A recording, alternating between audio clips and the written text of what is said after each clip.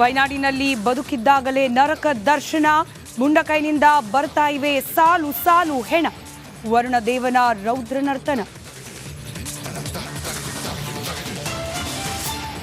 ವಯನಾಡಿನಲ್ಲಿ ಶವಗಳ ಹುಡುಕಾಟಕ್ಕೆ ಹೊಸ ತಂತ್ರ, thermal scanning ಮೂಲಕ ಶೋಧ.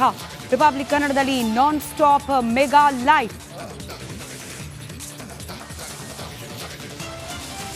ತುಳುನಾಡಿನಲ್ಲೂ ಮುಂದುವರೆದ ವರುಣಾರ್ಭಟ, ಚಿಕ್ಕಮಗಳೂರಿನಲ್ಲಿ ಮನೆ ಪಕ್ಕದಲ್ಲೇ ಕುಸಿದ ಗುಡ್ಡ, ಮಂಗಳೂರಿನಲ್ಲಿ ಮಹಾ ಮಳೆಗೆ ಕಿರು ಸೇತುವೆ ಕುಸಿತ.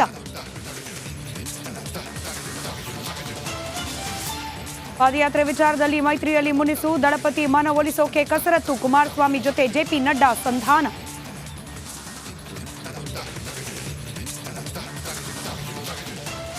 ಸಿದ್ದರಾಮಯ್ಯಗೆ ಮೂಡ ಹಗರಣದ ಸಂಕಷ್ಟ, ಪ್ರಾಸಿಕ್ಯೂಷನ್ಗೆ ಅನುಮತಿ ನೀಡಿದರೆ ಕಾನೂನು ಹೋರಾಟ, ಸಂಪುಟ ಸಭೆಯಲ್ಲಿ ನಿರ್ಧಾರ ಸಾಧ್ಯತೆ.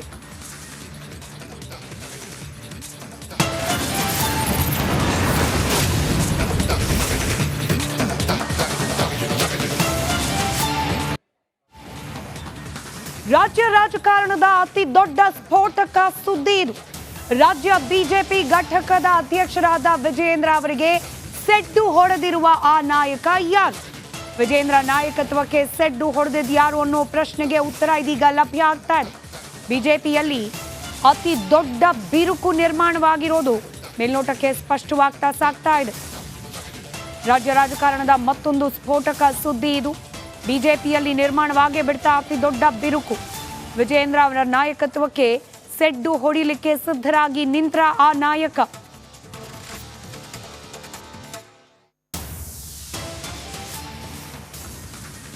ಒಂದಷ್ಟು ಫೋಟೋಗಳನ್ನ ಗಮನಿಸ್ತಾ ಇದ್ದೀರಿ.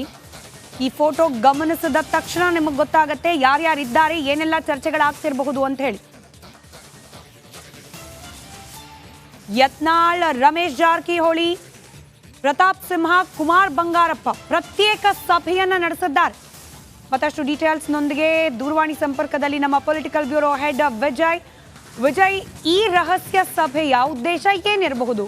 ಪರ್ಯಾಯವಾಗಿ ಏನಾದರೂ ನಾಯಕತ್ವಕ್ಕೆ ಒಂದು ವಿರುದ್ಧ ದಿಕ್ಕಿನಲ್ಲಿ ಸಾಗ್ಲಿಕ್ಕೆ ಗುಂಪುಗಾರಿಕೆ ಏನಾದರೂ ನಡೀತಿದ್ಯಾ ಅನ್ನೋದು ಈ ಫೋಟೋ ನೋಡಿದ್ರೆ ಅನುಮಾನ ವ್ಯಕ್ತವಾಗ್ತಾ ಇದೆ. ವಿಜಯ್, ಖಂಡಿತವಾಗ್ಲೂ ಸ್ಮಿತಾ, ಬಿಜೆಪಿಯಲ್ಲಿ ಯಡಿಯೂರಪ್ಪ ಅದರಲ್ಲೂ ವಿಜಯೇಂದ್ರ ವಿರುದ್ಧದ ಬಣ ಏನಿದೆ ಅದು ಆಕ್ಟಿವ್ ಆಗಿರುವಂತದ್ದು.